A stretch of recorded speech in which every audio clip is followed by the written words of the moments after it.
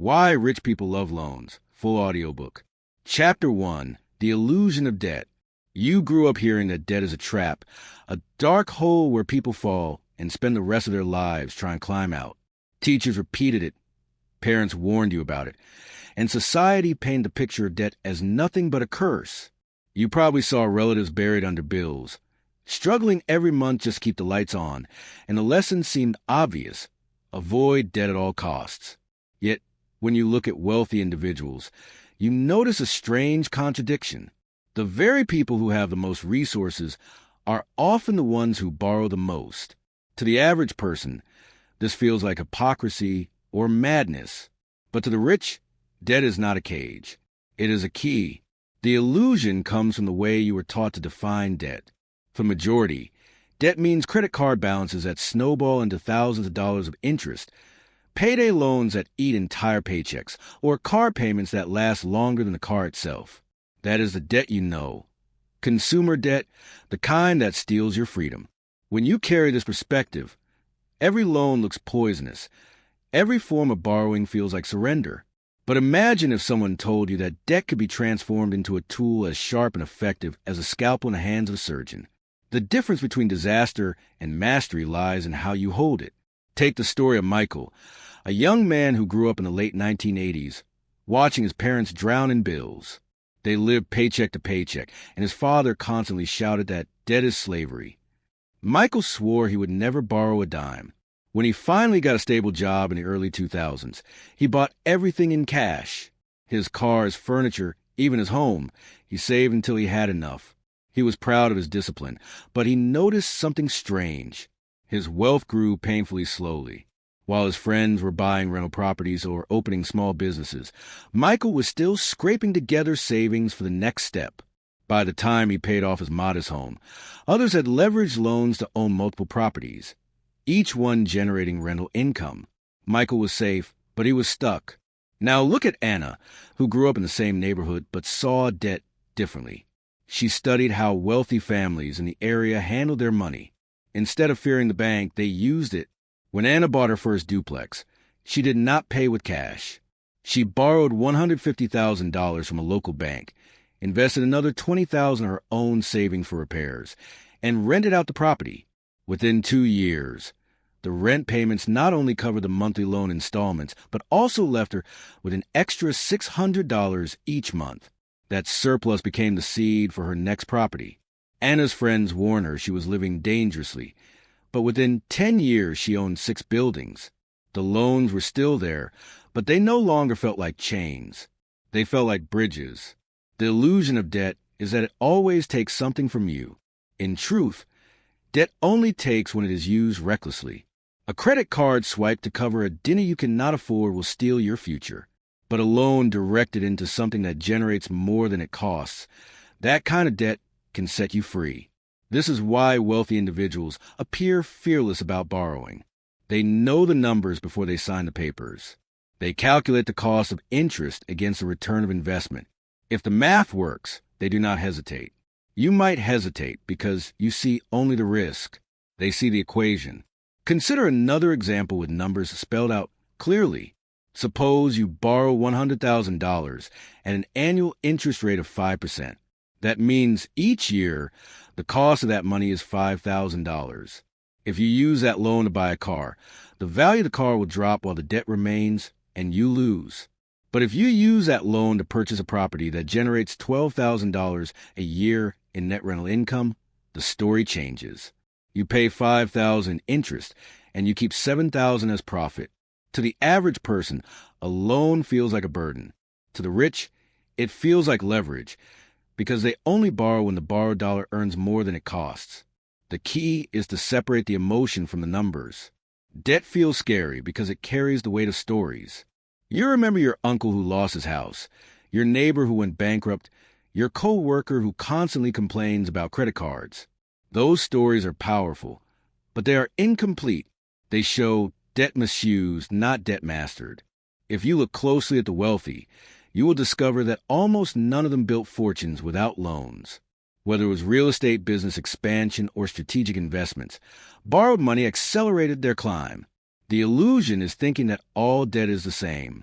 The truth is that debt is like fire. Uncontrolled, it burns your house down. Controlled, it gives you warmth, light, and power. Anna's journey illustrates this point again.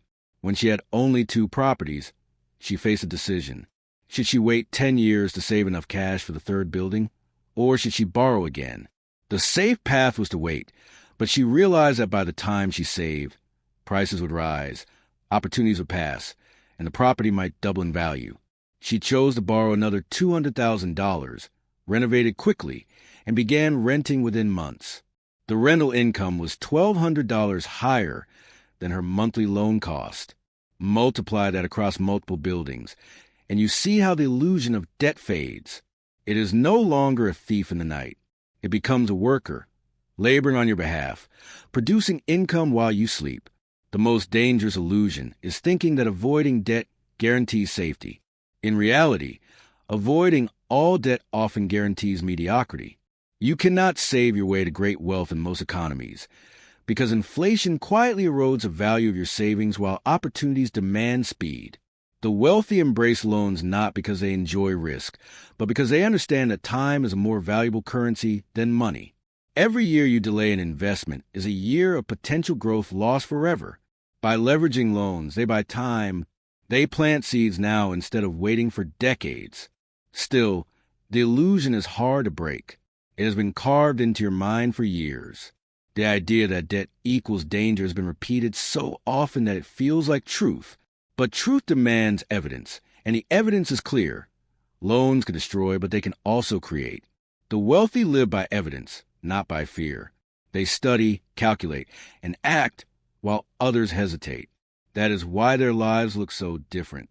Where most see bars of a cage, they see rungs of a ladder. And when you finally step through the illusion, you begin to understand why rich people love loans. When you hear the word loan, your mind immediately summons the image of paperwork, signatures, obligations, and fear of not being able to keep up. You imagine collectors knocking on doors, late fees piling up, and a future trapped by promises you cannot fulfill. But pause for a moment and ask yourself, why do those same images not haunt the wealthy? They borrow sums that sound impossible, hundreds of thousands, even millions of dollars, and yet they walk with confidence, expanding their businesses, buying properties, and building empires. If debt were truly a prison without escape, how could they possibly thrive within it? The truth is that debt behaves differently depending on how it is handled. Think of it like a powerful horse. If you let it run wild, it throws you off and drags you through the mud. But if you learn how to guide it, the same horse carries you faster than you could ever walk. Most people never learn the art of guiding debt. They climb onto the saddle with no training, letting emotions dictate choices. They borrow to satisfy impulses. A shiny car, a vacation that disappears in a week, new furniture to impress guests. Soon, the horse bolts, and they are on the ground. The wealthy, on the other hand, spend years studying the saddle, the reins, and the terrain. When they mount, they know exactly where they're going. Let me tell you the story of Daniel, who faced this lesson in the early 2000s. He wanted to open a small coffee shop in his city. His friends mocked the idea of taking out a loan. You will be chained to the bank for decades, they warned. But Daniel ran the numbers carefully. The startup required $80,000. He had only $20,000 saved. Instead of waiting 10 more years to accumulate the rest, he borrowed $60,000 from the bank at an interest rate of 6%. His monthly payment came to about $1,200. He calculated that with just 200 customers a day, each spending $3 on coffee and snacks, he would gross $18,000 monthly. Even after rent, wages, supplies, and loan payments, the shop could profit around $4,000 each month. The gamble was terrifying, but Daniel trusted his preparation. Within the first year, the cafe became a neighborhood favorite. By the second year, the loan payment no longer felt like a burden. It felt like a partner silently working in the background. That $60,000 borrowed dollars had transformed into a thriving business worth far more than the original sum. If Daniel had clung to the belief that loans are chains, the cafe would never have existed, and the community would have lost a gathering place that brought joy to hundreds every day. Debt, in this sense, becomes a mirror. If you approach it recklessly, it reflects chaos back to you. If you approach it with discipline, it reflects opportunity. Most people live in the shadow of the reckless reflection, and that is why the illusion persists. But once you see the other reflection, you cannot unsee it. You realize that loans are not inherently evil. They are neutral energy, waiting to be directed either into waste or into creation. Consider another clear numerical example. Suppose you borrow $250,000 to purchase an apartment building. The bank charges you 4% annual interest, which equals $10,000 each year. At first, this sounds suffocating. But if the building contains 6 units and each unit rents for $800 per month, the total monthly rental income reaches $4,800, or $57,600 annually. Even after subtracting maintenance costs of $10,000 and paying the $10,000 in loan interest, you still walk away with $37,600 in net profit every year. The debt did not shrink your life, it expanded it. Why do the wealthy lean into loans while others run from them? Because they see debt as leverage, not limitation. A lever is a simple tool that allows you to move a massive weight with minimal effort. A bank loan is nothing more than a financial lever. With the right positioning, it multiplies your strength. Without it, you may spend your entire life pushing against a boulder that never moves. The illusion of debt as a prison cell disappears once you see the lever in your hands. There is also a psychological layer to this illusion. You may believe that being debt-free is the ultimate form of freedom. It certainly feels safe, but safety is not the same as freedom. True freedom is the ability to choose, to expand, to build without being confined by the limits of your personal savings. When the rich borrow, they are not enslaved. They are purchasing freedom in advance, trading future income for present opportunity. That trade looks dangerous only if the future income is uncertain. But when the rich calculate carefully, they enter agreements where the future income is almost guaranteed. Another example comes from Sophia, an investor who used debt to create something lasting for her family. She borrowed $180,000 to purchase a plot of land and build a series of small rental cottages. Friends whispered that she was reckless. What if nobody rents them? They asked. But Sophia had studied the market. Tourism in her town had doubled over the previous decade, and visitors constantly complained about the lack of affordable lodging. Within the first summer, her cottages were fully booked. The income covered every bank payment with ease, and by the third year, she had expanded to 12 cottages. What looked like a shackle to her friends was in fact the foundation of generational wealth for her children. The wealthy love loans not because they enjoy paying interest, but because they understand that interest is simply the price of speed. Imagine 2 people starting a race. One has to carry every coin in his pocket before he can buy the bicycle he needs. The other borrows a bicycle at the cost of a small fee, starts riding immediately, and reaches the finish line years ahead. The fee is irrelevant compared to the advantage gained. That is how the rich view debt, as a vehicle, not a chain. You have to unlearn years of warnings to see this clearly. You have to detach from the stories of failure and look instead at the stories of success.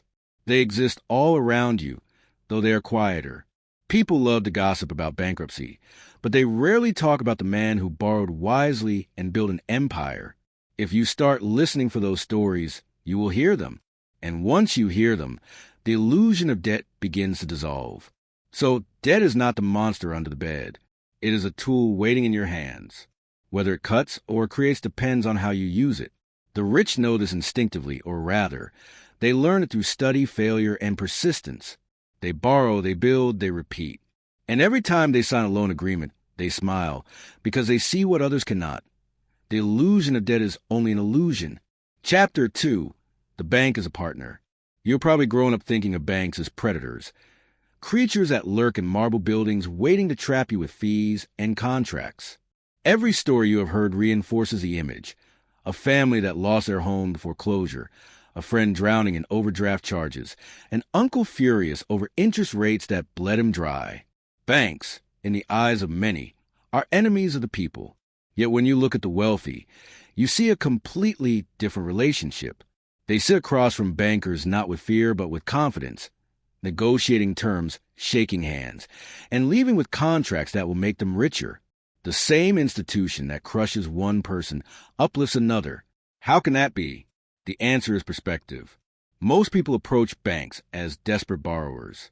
They arrive with little preparation, a weak financial history, and a plea for mercy. Banks respond with suspicion, imposing higher rates and stricter terms. To the bank, such clients are risks that must be contained. But the wealthy approach banks as partners. They arrive with business plans, solid collateral, and a clear record of managing money. To the bank, these clients are assets, people who will not only pay back the loan, but also generate continuous business for years. The difference is not in the bank itself, but in the posture of the person sitting in the chair. Take the example of Thomas, a man who decided to see the bank differently. In 1995, he worked a modest job in construction, but he noticed how developers secured financing for large projects. They walked into the bank with blueprints, estimates, and projected returns. They did not beg for money. They proposed partnerships. Inspired, Thomas saved diligently for 5 years, then approached the bank with a plan to buy and renovate a 10-unit apartment building. He requested a loan of $300,000, backed by his $50,000 savings as down payment. The bank officer reviewed his documents carefully, impressed by the detail. Within weeks, the loan was approved. Now, what happened next is crucial. Thomas did not see the bank as a master he had to appease. He saw it as an investor with whom he shared a project. The loan was repaid to the rental income, but the true reward was a relationship built. Within 2 years, when Thomas wanted to purchase a second building, the same bank offered even better terms. They knew his record, trusted his discipline, and wanted to be part of his growth. By the time he owned 5 properties, bankers were calling him, offering opportunities before he even asked. This is how the wealthy view banks. Not as predators, but as partners eager to fund projects that make sense. Why does this partnership matter? Because banks hold the power of scale. Your personal savings are limited. If you save $50,000, that is all you can invest. But when you combine your $50,000 with the bank's $300,000, suddenly you control a project worth $350,000. That project may generate income and equity far beyond what your personal savings could have accomplished alone. The bank multiplies your reach. They are not giving you free money. They are providing leverage in exchange for interest. The wealthy understand that paying interest is not punishment. It is a cost of doing business, a fee for accessing a much larger stage. Let's put numbers to this idea. Imagine you have $70,000 in savings. You could buy a small single-family home outright, rent it out, and collect maybe $1,000 a month after expenses. That gives you $12,000 annually. But suppose instead you use that $70,000 as a down payment for a property worth $350,000. The bank covers the remaining $280,000. Your monthly mortgage payment at a 5% interest rate might be around $1,500. Yet the property contains 4 units, each renting for $1,000, giving you $4,000 in monthly income. After mortgage and maintenance, you still keep about $2,000 each month, or $24,000 annually. With the bank as your partner, your savings earn double what they would have on their own. This shift requires a new way of thinking. You must stop seeing the bank as a wall and start seeing it as a bridge. The bank is not there to imprison you. It is there to ensure that money flows to projects that can sustain it. If your project is reckless, the bank becomes your opponent. If your project is sound, the bank becomes your ally. This is why wealthy individuals often have close, almost personal relationships with bankers. They invite them to dinners, send them holiday cards, and treat them as vital members of their team. Because in truth, they are. Consider the story of Elena, a woman who transformed her bakery dream into a chain of stores by partnering with her bank. She began with one small shop, financed partly by her savings and partly by a loan of $90,000. Within 3 years, the shop was profitable, and she approached the bank again for expansion. Because she had paid faithfully and her numbers looked strong, the bank offered her $200,000 to open 2 more locations. Within a decade, Elena owned 8 bakeries across the city. She was not enslaved by debt. She was empowered by partnership. Her bankers often visited, proud to have supported her growth. They did not view her as a burden, but as a success story, proof that banks and clients can rise together. Of course, not every partnership works perfectly. Banks are cautious by nature. They require proof, paperwork, and patience. Many people give up because they feel intimidated, but the wealthy persist. They know that the first relationship is the hardest, the one where you must prove yourself. Once you do, doors begin to open, and the bank starts treating you differently. You graduate from being a faceless customer to being a valued partner. And with each successful project, the bank becomes more eager to invest in you again. The core truth is simple. Money flows toward trust. Banks lend not to people who need money most, but to those who demonstrate that they will use it wisely. This may sound unfair, but it is simply the way risk works. You cannot change that reality, but you can change how you appear in the eyes of the bank. You can become the kind of person they want to partner with. And when you do, you begin to experience what the wealthy already know. The bank is not your enemy. It is your most powerful partner. For most people, the bank is a place of anxiety. They walk through the glass doors with sweaty palms, sit in front of a desk piled with documents, and hope that the person in the suit will grant them mercy. They sign contracts they barely understand, muttering prayers that they will not regret it later. To them, the bank is a gatekeeper, a stern figure deciding their fate. But for the wealthy, that same institution feels entirely different. It is not a gatekeeper. It is a gateway. Every form signed is not a chain, but a key that opens larger rooms of possibility. The bank does not intimidate them. It empowers them. Why such a stark contrast? The answer lies in preparation and posture. Think of two farmers approaching the same market. One arrives with an empty basket, asking if someone will lend him produce to sell. The other arrives with a basket already half full, showing that he has crops of his own, but wants to multiply his stock by partnering with the market. Whom will the vendors trust? The wealthy never approach banks empty-handed. They come with evidence, financial records, assets, collateral, and a track record of responsibility.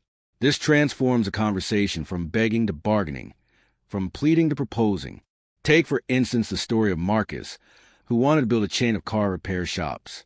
At first, he had only one location, saved from years of sweat and sacrifice.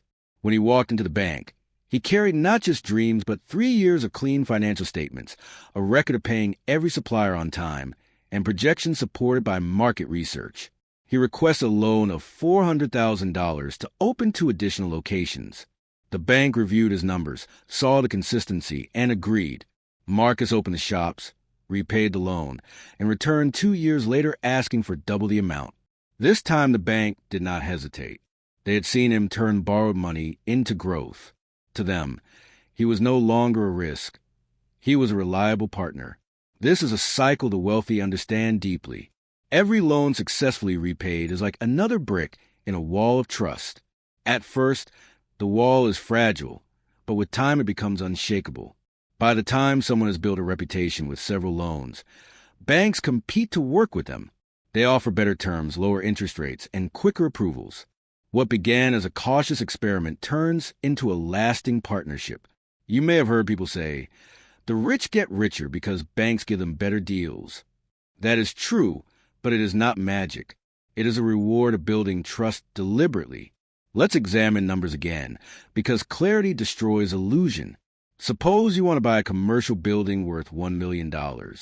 You approach the bank with $200,000 as your down payment. The bank agrees to lend a remaining $800,000 at an interest rate of 5%. That means you owe $40,000 annually in interest. At first glance, this seems intimidating. But imagine that the tenants in the building pay a combined annual rent of $120,000. After subtracting property management costs of $20,000 and maintenance of another $10,000, you are left with $50,000 in profit even after paying the bank. The bank earned $40,000 in interest. You earn $50,000 in profit, and the property itself may appreciate in value over time. This is not exploitation. This is partnership where both sides gain. Consider also how banks see you. They are not sentimental. They are mathematical. To them, you are not a story but a spreadsheet. That may sound cold, but it is empowering once you understand it. If your numbers make sense, the bank will gladly support you. If your numbers are reckless, they will turn you away. Wealthy individuals know how to speak the language of numbers. They present their projects as opportunities, not risks. They show how the bank will profit, not just how they themselves will. That simple shift in perspective makes the banker lean forward with interest instead of leaning back with suspicion. Another example comes from Julia, who wanted to create a chain of language schools. She had already run a single successful location, but she dreamed of expanding to 3 more. She walked into the bank not with empty promises, but with a detailed plan showing that her first school generated $180,000 annually, with clear margins after expenses. She explained how the demand for bilingual education in her city had doubled in the last decade. The bank agreed to finance her expansion with a loan of $600,000. Within 5 years, Julia's schools were earning over $1 million annually, and the bank proudly showcased her story as a model case. The bank was not her enemy. It was her ally in growth. This is why wealthy people treat banks with respect and strategy. They do not waste time complaining about fees or interest. They accept them as the price of accessing power. Just as you would not resent paying for electricity that lights your home, they do not resent paying for money that multiplies wealth. They see the relationship as mutually beneficial, a long-term dance in which both partners move in rhythm. You may still feel that banks are dangerous, that one wrong move could end in disaster. And that is true if you approach them blindly. But when you study, prepare, and build trust, the bank becomes the strongest ally you could ever have. They possess capital beyond your imagination, waiting to be deployed. They are not looking for people who need it the most. They are looking for people who will use it the best. Become that person, and you will discover why the wealthy speak warmly of their bankers. So the next time you step to the glass doors of a bank, remember, you are not entering an enemy's fortress. You are entering a potential partnership. Approach with preparation, posture, and proof, and you will feel the shift. The banker across the desk will no longer see a desperate borrower. They will see a partner ready to grow together. And that shift changes everything. Chapter 3, Good Debt versus Bad Debt. From the time you were young, people probably warned you to stay away from debt. They used the word as if it carried only one meaning, danger. But what most people never learned is that debt is not a single creature. It has 2 faces, 2 identities that behave in opposite ways. One form of debt destroys lives, while the other builds empires. If you cannot tell the difference, you'll either fall into ruin or miss opportunities that could change your life. The wealthy understand this divide with absolute clarity. They do not fear debt in general. They fear bad debt, and they embrace good debt with open arms. Think of debt as a fork in the road. One path is paved with instant gratification. The credit card swipe for designer clothes, the car loan for a vehicle that loses value the moment you drive it home, the personal loan to pay for a vacation that ends in 7 days but costs you 7 years. That path looks glamorous at the start, but leads to chains.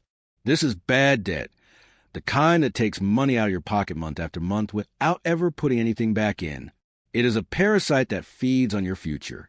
The other path looks less glamorous, but leads to freedom. It is a loan used to purchase an asset that earns more than it costs. It is a mortgage on a rental property that generates monthly income, the business loan that funds expansion and creates jobs, the financing that allows you to scale an idea into a company. This is good debt, the kind that multiplies your efforts instead of draining them. Good debt does not enslave you. It serves you.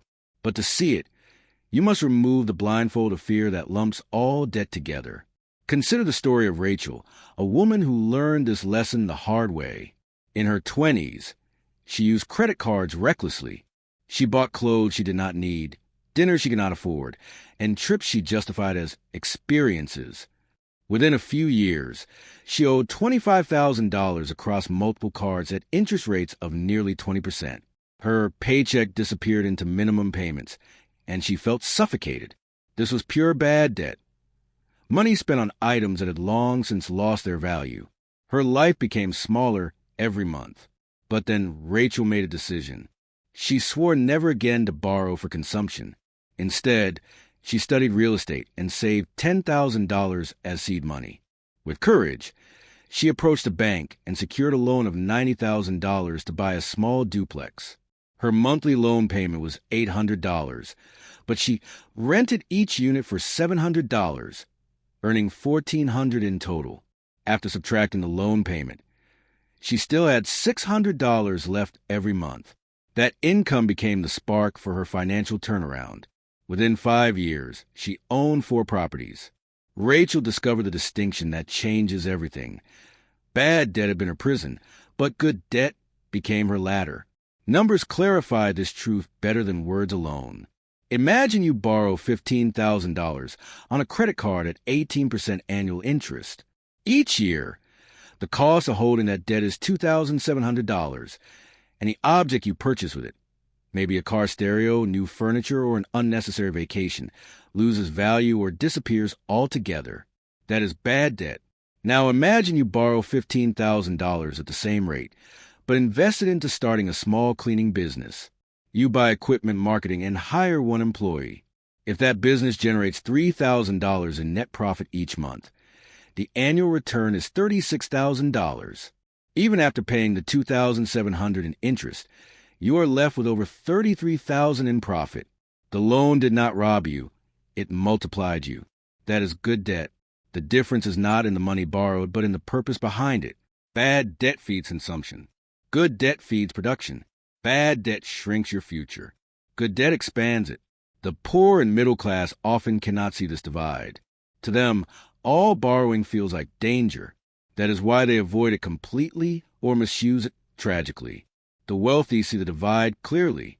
They refuse to touch debt that drains, but they pursue debt that earns. That single mindset shift separates stagnation from growth. Another story illustrates the danger of confusion. David, a teacher in his 30s, wanted to feel wealthy. He financed a brand new car worth $35,000 with almost no down payment. His monthly loan was $600, and he proudly drove it through his neighborhood, certain that everyone admired him. But the car lost value every year, and his salary remained the same. He was pouring thousands into something that depreciated daily. This was bad debt in pure form. His neighbor, meanwhile, took a loan of $35,000 not for a car, but to open a small convenience store. The store earned $1,000 a month in profit after expenses, easily covering the loan payment and leaving extra. 10 years later, the car was gone, sold for scraps, but the store still stood, earning steady income. Same amount borrowed, 2 opposite outcomes. This is why the wealthy repeat one principle again and again. Always borrow for assets, never for toys. Assets are things that put money into your pocket. Toys are things that take money out. A loan for a property, a business, or an investment in education that raises your earning power can be good debt. A loan for luxury items, fleeting pleasures, or symbols of status is bad debt. The distinction is so obvious once you see it, but invisible if you've been raised in a culture that glamorizes consumption and hides the truth about production. The world is full of traps designed to lure you into bad debt. Advertisements scream, "You deserve this now." Credit card companies mail shiny envelopes, promising rewards points and instant approval. Car dealerships wave zero-down offers like candy. Every message whispers the same lie. Spend now, worry later. But the bill always comes. The wealthy walk past those traps because they know the cost of bad debt is not just financial. It is emotional. It creates stress, limits choices, and steals peace of mind. Good debt, by contrast, creates options, opportunities, and freedom. The distinction is a dividing line between 2 lives. On one side, a life of constant payments, shrinking dreams, and nights spent calculating how to stretch a paycheck. On the other, a life of growing assets, expanding choices, and mornings filled with possibility. The debt itself is not the villain or the hero. It is simply a tool. Whether it builds or destroys depends entirely on which kind you choose. Most people think they know the difference between good choices and bad ones. Yet when it comes to debt, the line often blurs until disaster strikes. They convince themselves a loan for a shiny car is an investment in image, or that a vacation charged to a credit card is worth it for memories. These justifications mask the truth. The money is gone, the debt remains, and the payments become shackles. The wealthy see through this illusion. They ask a simple question before taking any loan. Will this put money into my pocket, or will it take money out? The answer determines whether the debt is good or bad. Think of bad debt as a hungry wolf chained to your ankle. Every month, it demands to be fed with interest and fees, and it never gives anything back. Over time, it grows heavier, slowing your steps until you can barely move. Now think of good debt as a loyal horse.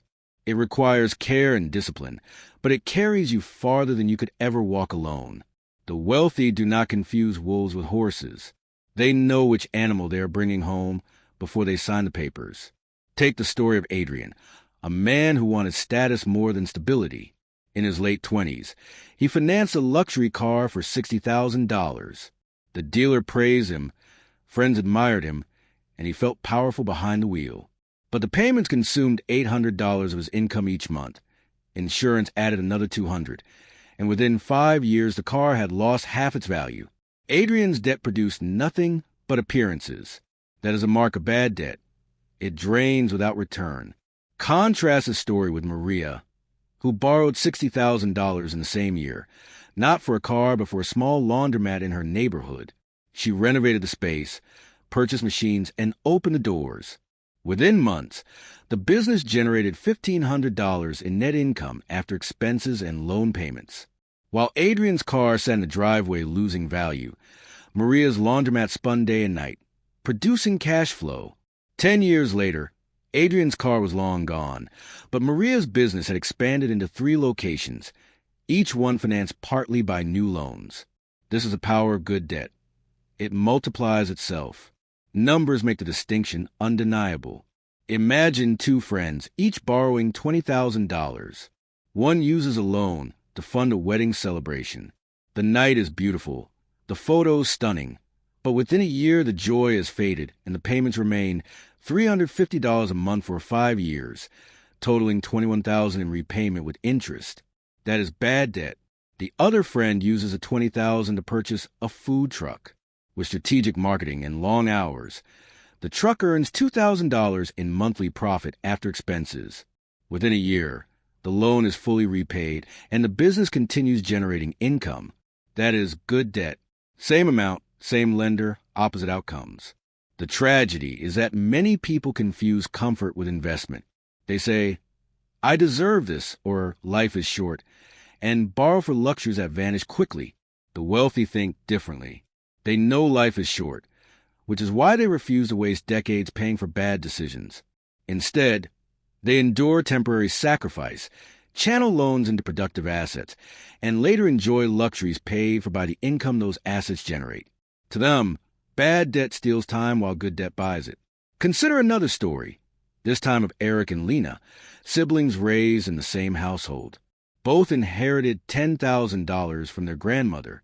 Eric added a $5,000 loan and used the combined funds to buy the latest gadgets, new clothes, and a lavish trip with friends. Within a year, every item was outdated. The trip was a memory, and the loan still demanded payments. Lena, on the other hand, borrowed an additional $5,000 to match Eric's total, but invested hers in a small online business selling handmade jewelry. It started slow, earning only $500 a month at first, but by the 3rd year, she was making $2,000 monthly. Eric's debt left him drained, while Lena's debt left her free. Same upbringing, same inheritance, but 2 entirely different futures.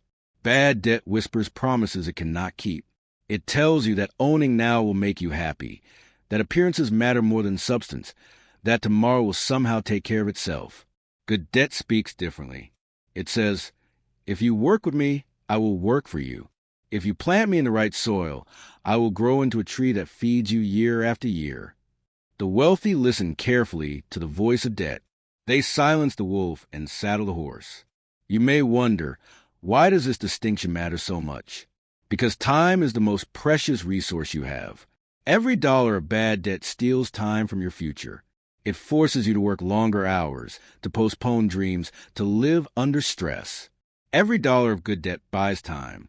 It accelerates growth, allows you to leap forward instead of crawl, and brings the future closer. The wealthy are not reckless gamblers with loans. They are precise strategists who measure how much time each debt will steal or return. The world does not teach this lesson clearly. Schools warn against debt in general. Parents repeat the same warnings, and media floods you with advertisements urging you toward the very loans that harm you. No wonder people remain confused. The illusion is strong. But once you see the difference between good debt and bad debt, the illusion shatters. You cannot go back to believing all debt is the same. You'll either reject it entirely out of fear, or better, embrace it wisely out of understanding. The choice is always yours. You can borrow for toys that rust and memories that fade, or you can borrow for assets that grow and incomes that last. One path shrinks your life, the other expands it. And this is why the wealthy, when they speak of loans, do not speak with dread. They smile because they know which side of the line they stand on. Chapter 4. Leveraging Other People's Money. There is a phrase whispered in circles of wealth that rarely reaches the ears of the average worker: other people's money. At first, it sounds manipulative, almost sinister, as if the wealthy are tricking others into funding their desires.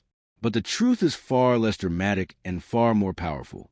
Leveraging other people's money is not theft, nor is it exploitation.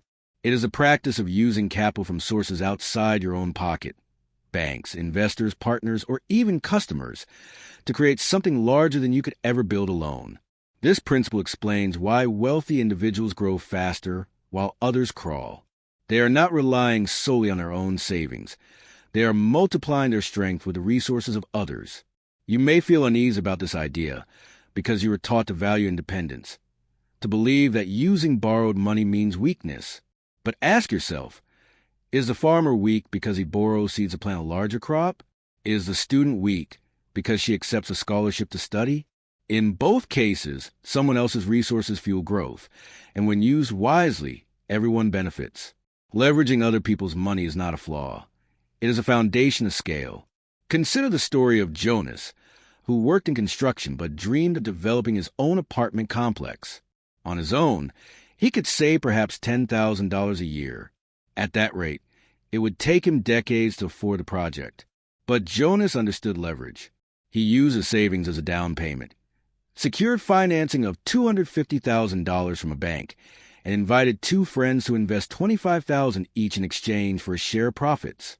Together, they launched a project worth $310,000, far beyond what Jonas could ever manage alone. Within 3 years, the rental income not only covered the loan payments, but also produced profits split among the partners. Jonas had taken a dream that seemed impossible and made it real by using other people's money. Numbers make this clear. Imagine you have $50,000 saved. Alone, you might buy a small property that brings in $600 a month in profit.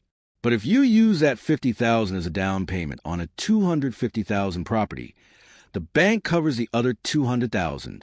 That larger property might bring in $2,000 monthly after expenses and loan payments.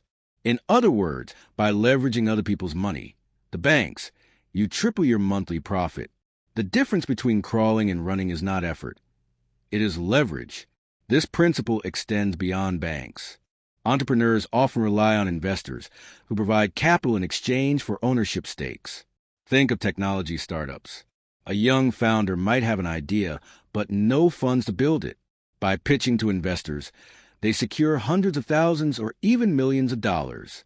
The founder provides vision and leadership. The investors provide capital, and together they create companies that transform industries. Was a founder weak for not funding everything alone? Of course not. Without leverage, the idea would remain trapped in a notebook. With leverage, it changes the world. Let's look at a concrete example. Suppose you want to open a small restaurant. The total startup cost is $150,000. You have $30,000 in savings.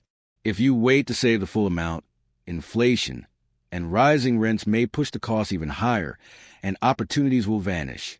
Instead, you borrow $100,000 from a bank and partner with two family members who each contribute $10,000. Now the doors open. Customers arrive, meals are served, and revenue begins flowing. Within a year, the restaurant grosses $300,000, and after expenses and loan payments, you are left with $50,000 in profit. By leveraging other people's money, you transform $30,000 into a business, producing more than your annual salary. The wealthy love this principle because it frees them from the limits of their own pockets. No matter how disciplined you are, your savings are finite. If you rely only on what you can save, your dreams shrink to match your wallet. But when you learn to use other people's money responsibly, your dreams expand to match your vision. You are no longer confined by what you have. You are empowered by what you can build with partners. There is also a deeper psychological benefit. When you use only your own money, every setback feels like personal failure, and every risk feels unbearable. But when you share responsibility with a bank, an investor, or a partner, you create accountability and collaboration. Others have a stake in your success, which often pushes you to be more disciplined and creative. The project is no longer yours alone. It becomes a collective effort with shared rewards. This is why wealthy individuals often prefer to involve others even when they could technically fund projects themselves. They know that shared investment creates shared strength. The common person resists this idea because they confuse leverage with dependence. They think borrowing means you are under someone else's thumb. But dependence is when you borrow recklessly with no plan to repay. Leverage is when you borrow strategically with a clear path to create value. The distinction is everything. One enslaves you, the other empowers you. Another story illustrates this truth. Sophia dreamed of opening a dance studio in her city. She had $15,000 saved, but the cost of rent and renovate the space was $60,000. For years, she told herself she would wait until she had saved the full amount. But one day, she realized that by waiting, she was losing students to other studios that opened first. She approached a bank for a $30,000 loan and invited two friends to invest $7,500 each. Within 6 months, the studio opened. Classes filled quickly, and within 2 years, Sophia had not only repaid the bank, but also expanded into a second location. Without leveraging other people's money, her dream would still be locked in hesitation. The wealthy understand that the world rewards speed. Opportunities are fleeting, and those who hesitate often miss them forever. Leveraging other people's money is not about greed. It is about seizing moments that will not return. It is the difference between watching from the sidelines and stepping onto the field. So when you hear the phrase, other people's money, do not recoil. See it for what it is, a principle of multiplication. Alone, your resources may seem small, but with the right partnerships, loans, or investors, they become the seed of something far greater. This is not manipulation. It is collaboration, and it is why the wealthy move forward while others stand still. When you begin to see the world through the eyes of leverage, everything changes. You stop asking, how much money do I have? And start asking, whose money can I put to work with mine? This shift is not about manipulation or greed. It is about alignment, about creating situations where everyone gains.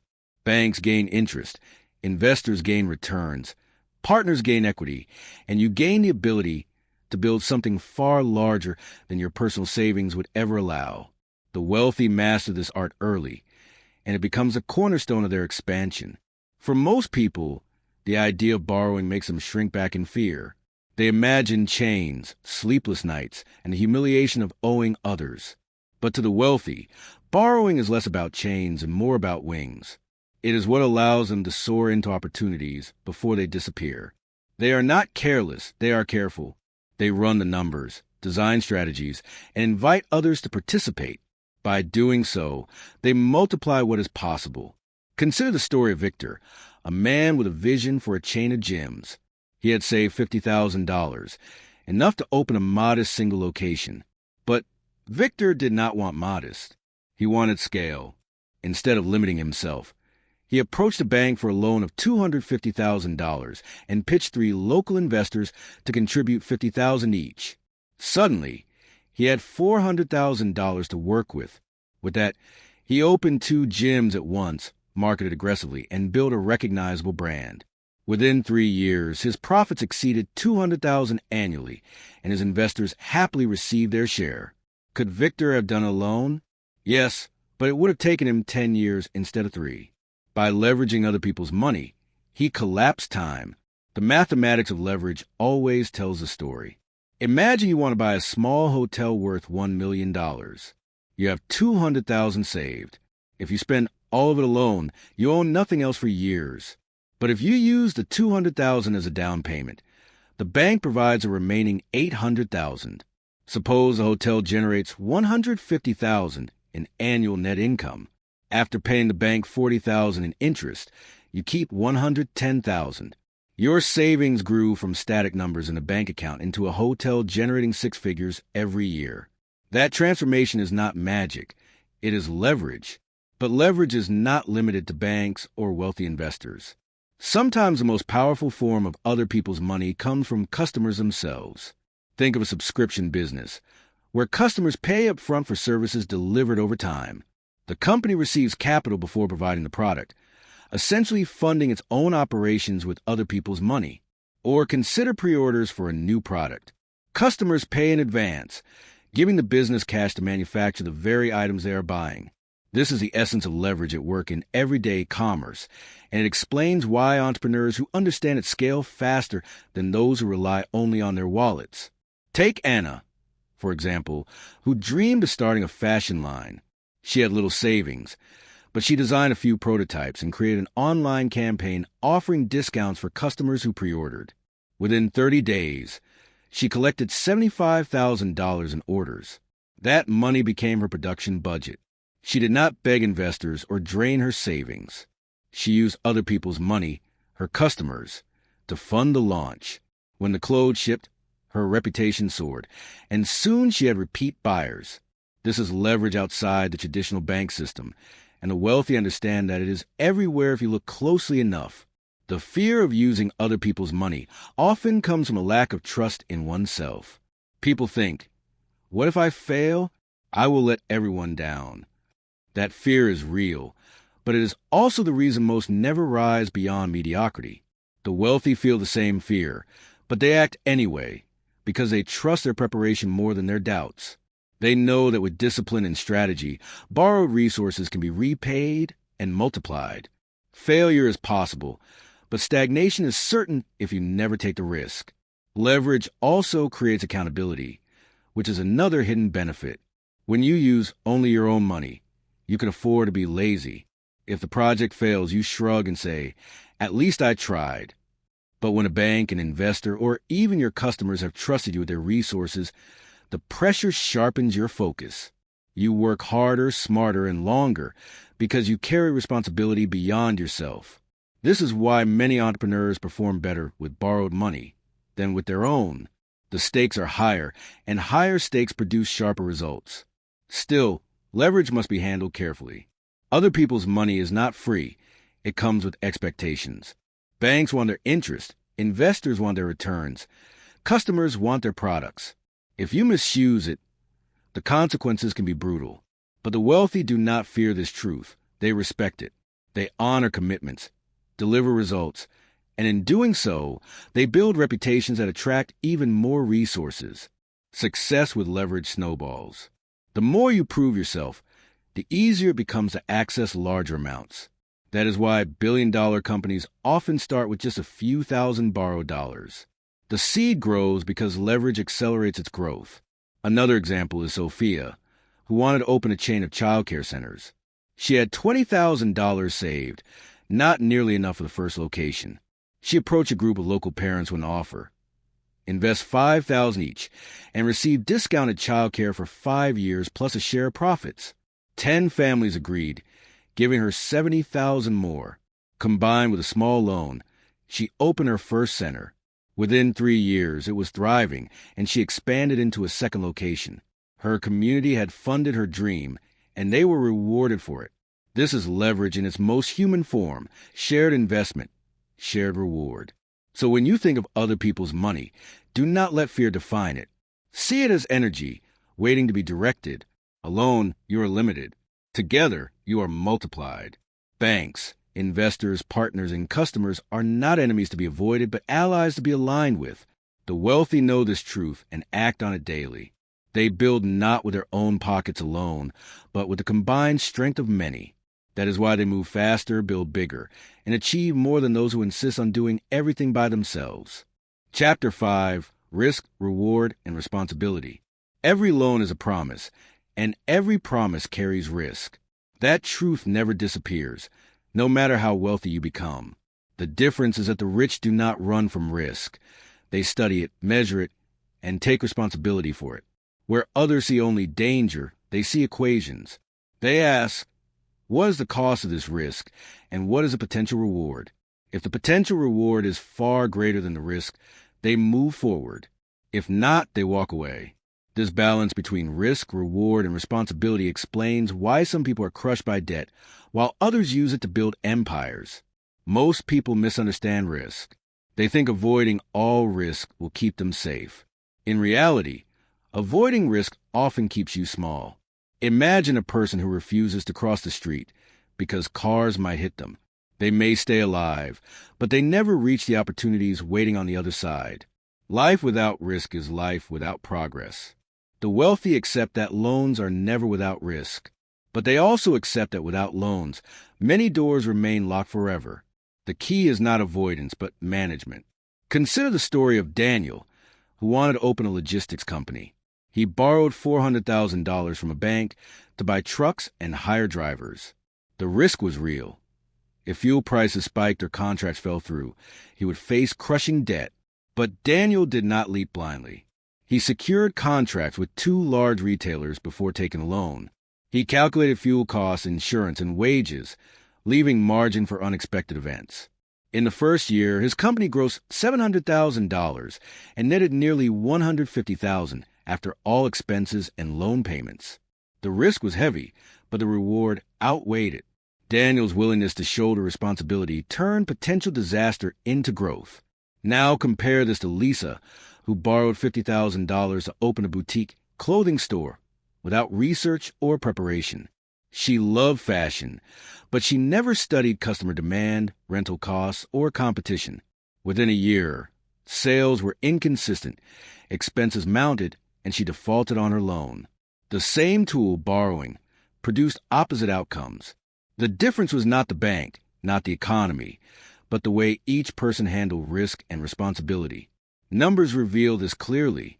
Suppose you borrow $100,000 at 6% annual interest, costing you $6,000 a year. If you invest in a venture that generates $15,000 in annual net income, your reward is more than double the risk.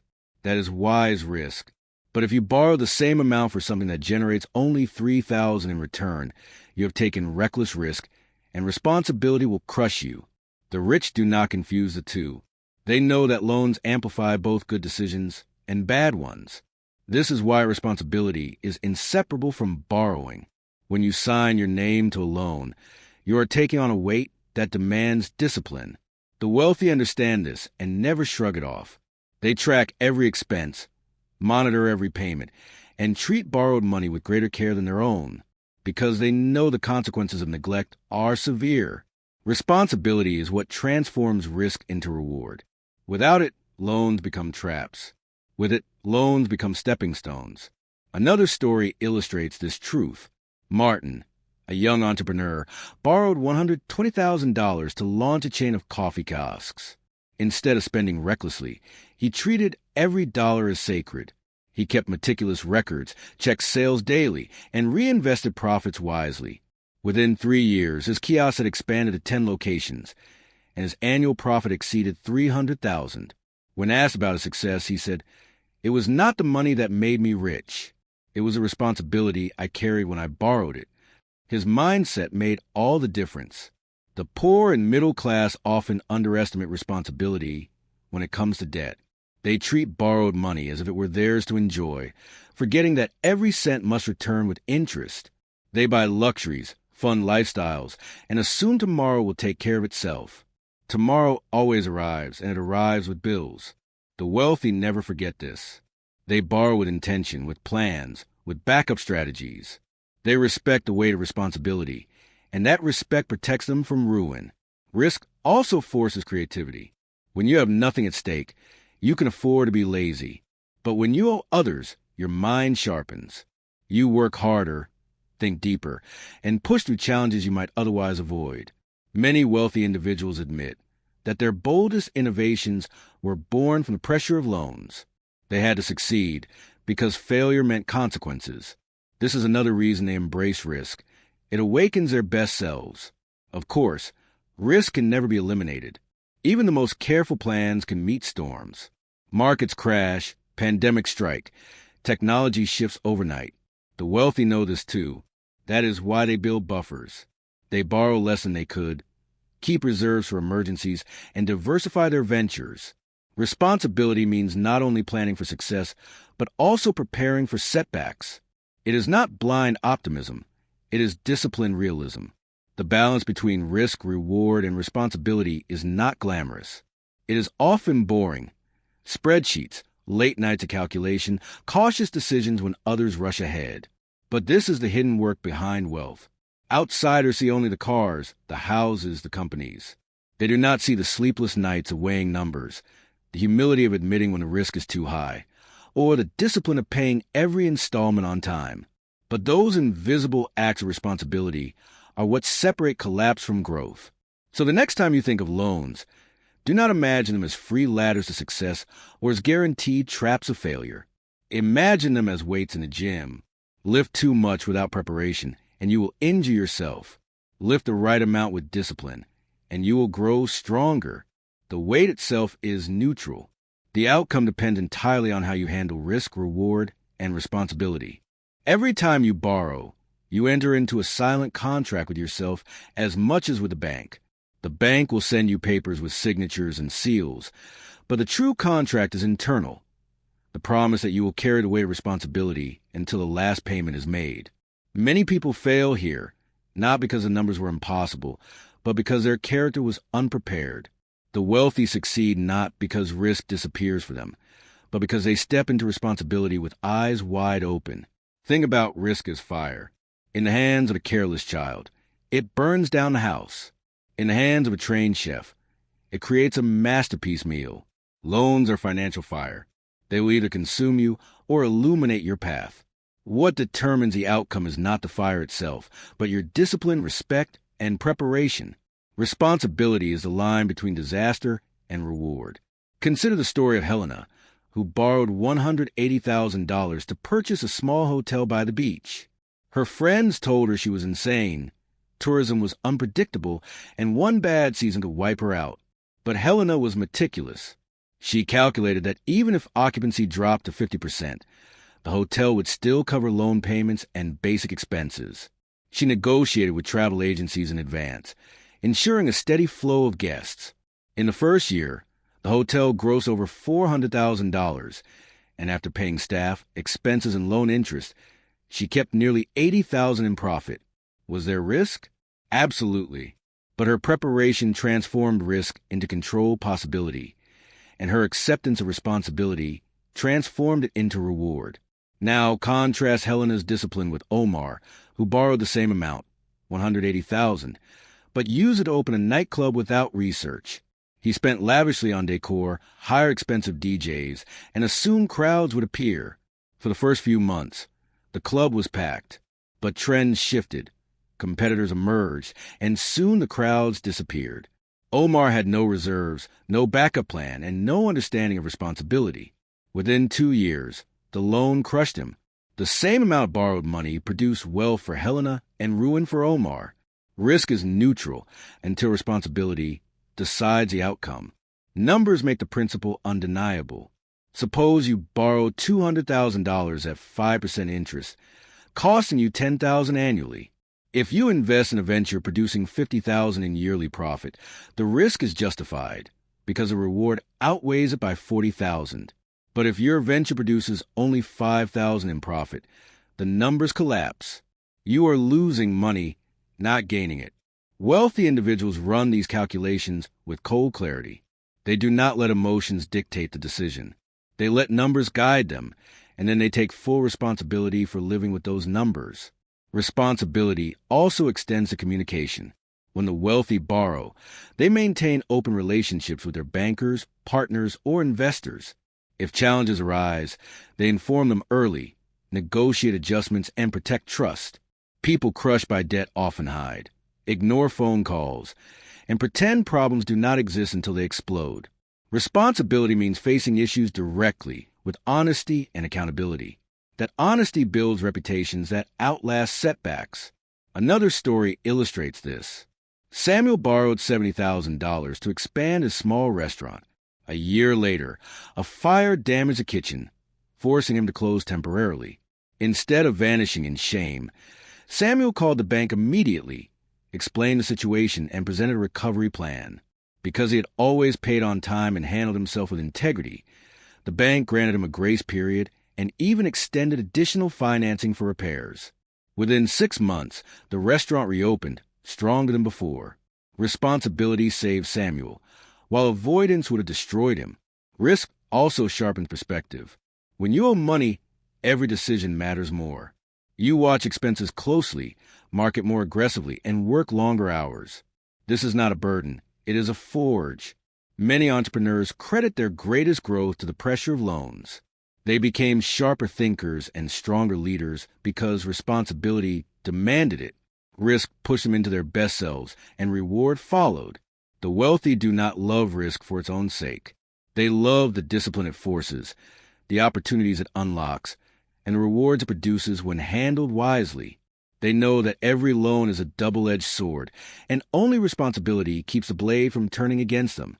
This is why they appear calm while others panic. Their calm does not come from risk disappearing.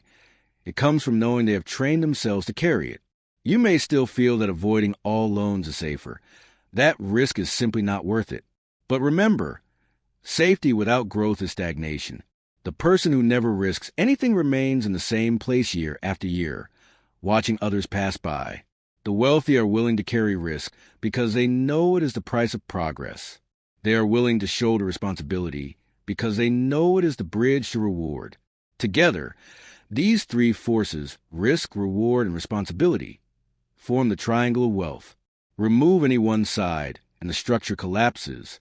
Keep all three, and it becomes unshakable. So when you face a decision to borrow, ask yourself not only what is the risk, but also, am I ready to take responsibility? If the answer is yes, and the potential reward outweighs the risk, then borrowing is not a trap, but a tool. That is the mindset of the wealthy, and it is why loans build them up instead of tearing them down. Chapter 6. Freedom through leverage. Most people believe freedom comes from being debt-free, from cutting up credit cards, paying off mortgages, and living without obligations. They picture freedom as a life without banks, without contracts, without monthly payments. And for some, that version of freedom is enough. But the wealthy see freedom differently. To them, true freedom comes not from avoiding loans, but from mastering them. They understand that leverage, the ability to use borrowed money to expand, can unlock a level of independence far greater than life without debt ever could. Why is this so? Because freedom is not just the absence of chains.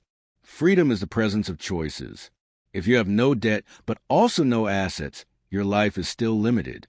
You cannot travel where you want, build what you want, or provide for your family the way you dream. You are simply surviving. But when you use leverage wisely, you create streams of income that buy back your time.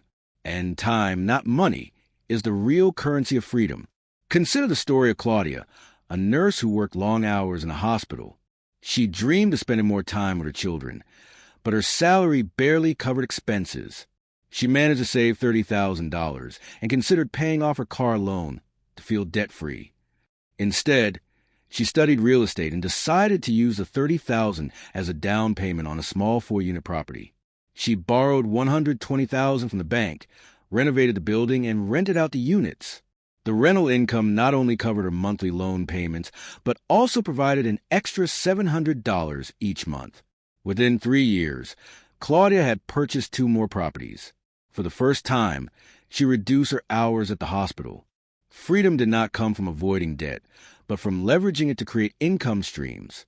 Numbers highlight this truth. Imagine you have $50,000. You could use it to pay off an existing mortgage and feel proud of being debt-free. But your house does not pay you. It only saves you the monthly payment.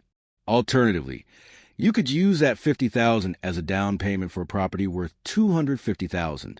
With a bank loan covering the remaining $200,000, the property generates $2,000 in rental income each month. After paying $1,200 in loan costs and $300 in maintenance, You keep $500 in profit monthly. In 1 year, that is $6,000 in your pocket. Debt-free pride gives you emotional comfort. Leverage gives you financial freedom. The wealthy love leverage because it buys them back their time. Every property, business, or investment funded with borrowed money creates a machine that works even when they're not working. That is the essence of freedom, not having to trade every hour of your life for income. Loans, when used wisely, create these machines faster than saving ever could.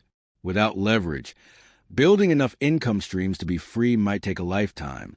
With leverage, it might take a decade. Another story illustrates this.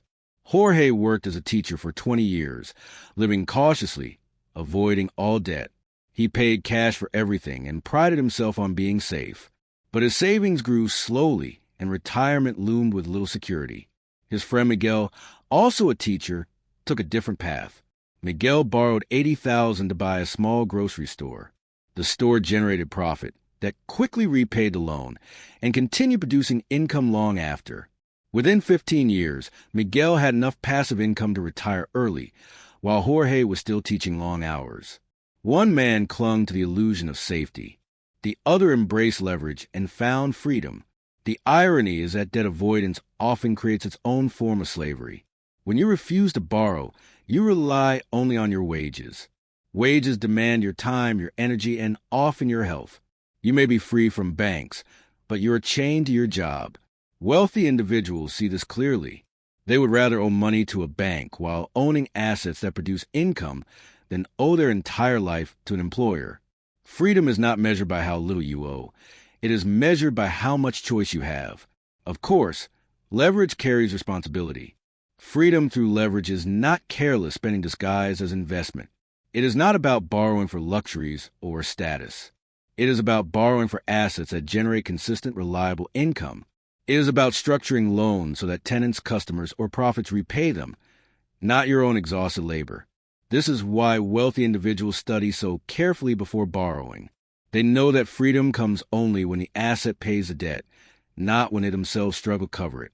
Another example comes from Amelia, who dreamed of opening a chain of daycare centers. She could have waited 20 years to save enough to open the first one. Instead, she borrowed $200,000 with a solid business plan. Parents in her city desperately needed affordable childcare, and within a year, her center was full. The income covered the loan, paid her staff, and gave her enough profit to open a second center within 3 years.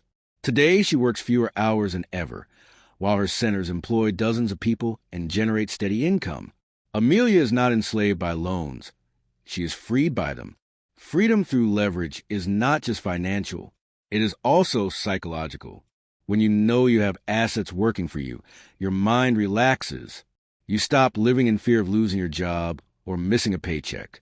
You stop feeling trapped by circumstances. You gain confidence to make bolder choices.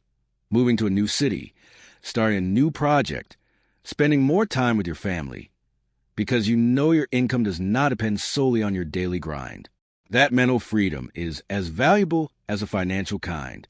So when you hear people say, "I want to be debt-free," remember that their vision of freedom may be smaller than yours. They want comfort. You want choices. They want relief. You want expansion. Loans, used recklessly, destroy freedom. But loans used strategically create it. The wealthy know this, and that is why they embrace leverage with confidence.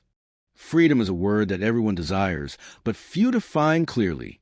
Ask 10 people what freedom means, and you will hear 10 answers. No boss, no debt, no bills, no limits.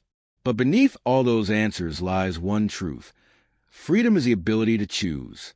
The wealthy know that choice is purchased not with empty wallets or fear-driven avoidance of loans, but with assets built through leverage. They know that without leverage, progress crawls, and with leverage, progress accelerates into opportunities that might otherwise never appear. Consider the difference between two men, Robert and Elias. Robert prided himself on being debt-free. He paid cash for everything, saved slowly, and lived modestly. He never owed a dime, and he wore that fact like a badge of honor. Elias, meanwhile, used leverage. He borrowed to buy 2 small rental properties, then borrowed again to expand his holdings. He studied carefully, made conservative estimates, and ensured his tenants covered every loan payment. 20 years later, Robert owned his modest home free and clear, but had little savings and no passive income. Elias owned 15 rental properties, each producing income every month. Robert was safe, but limited. Elias was leveraged, but free. Freedom through leverage comes from understanding that money alone is not the goal. Time is. If you wake up every morning and must work to survive, you are not free, no matter how little debt you owe. But if you wake up knowing that your properties, businesses, or investments are working for you, even while you sleep, you have entered true freedom. And leverage is what builds those assets faster than wages ever could. Let's break it down with numbers. Suppose you save $100,000 over many years. You could put that into a retirement account and hope it grows slowly, perhaps earning $5,000 annually. Or you could use it as a down payment on a $500,000 apartment building, borrowing the remaining $400,000 from the bank. If the building nets $30,000 a year after expenses and loan payments, your $100,000 has created 6 times the income it would have in savings. Over 10 years, the difference is staggering. $50,000 versus $300,000. That is not just growth. That is freedom multiplied by leverage. Another story illustrates this point. Nadia dreamed of traveling the world, but was chained to a 9-to-5 job. She saved diligently, but every time she considered quitting, fear of losing her paycheck stopped her. Finally, she borrowed $120,000 to purchase a small bed and breakfast. She worked tirelessly for 2 years, ensuring every guest had a memorable stay. The income covered the loan and generated profit. By the 3rd year, she hired a manager to oversee daily operations. Nadia finally packed her bags and began traveling, knowing her business continued to earn while she explored. Freedom did not come from avoiding risk. It came from embracing leverage responsibly. Skeptics will argue that debt always enslaves, that freedom must mean owing nothing to anyone. But this argument ignores reality. The modern world is built on leverage. Corporations issue bonds, governments fund infrastructure with loans, and entrepreneurs launch companies with borrowed capital. To insist that freedom requires absolute avoidance of debt is to step off the field of progress entirely. The wealthy know that freedom comes not from rejecting the system, but from mastering it. Leverage also creates a legacy of freedom. Consider families who use loans to build businesses or acquire properties. The income not only supports them during their lifetimes, but also passes to their children. A parent who spends life avoiding all debt may leave behind little more than a paid-off house. A parent who uses leverage wisely may leave behind a portfolio of income-producing assets. One child inherits safety, but limited options. The other inherits true freedom, the ability to choose education, travel, or new ventures without fear of survival. But freedom through leverage requires discipline. Without responsibility, leverage becomes a curse. The wealthy never forget this. They track payments, manage risks, and ensure that assets, not their labor, cover the loans. They know that borrowing recklessly for luxury is slavery, but borrowing strategically for assets is liberty. That mindset separates them from those who confuse consumption with investment. Another example is Mateo, who borrowed $200,000 to start a chain of affordable clinics in his city. He could have chosen to live debt-free, saving slowly and opening one clinic after decades. Instead, with leverage, he opened 3 within 5 years. Those clinics now employ dozens of people, serve thousands of patients, and generate consistent income. Mateo works fewer hours than ever, spending afternoons with his children. His debt did not enslave him, it bought him freedom. The lesson is simple but profound. Freedom is not the absence of loans. Freedom is the presence of assets that work for you. And leverage is a tool that builds those assets quickly enough to change your life while you are still young enough to enjoy it. To reject leverage entirely is to reject the very path that the wealthy walk toward freedom. So when you think of loans, shift your perspective. Do not ask only, what do I owe? Ask instead, what does this loan build for me? Does it take my freedom, or does it create it? If the loan builds income, choices, and time, then it is not a prison. It is a passport. It is the bridge between survival and freedom. That is why the wealthy embrace loans with confidence. They know that within the responsibility of leverage lies the greatest reward of all, the power to live life on their own terms.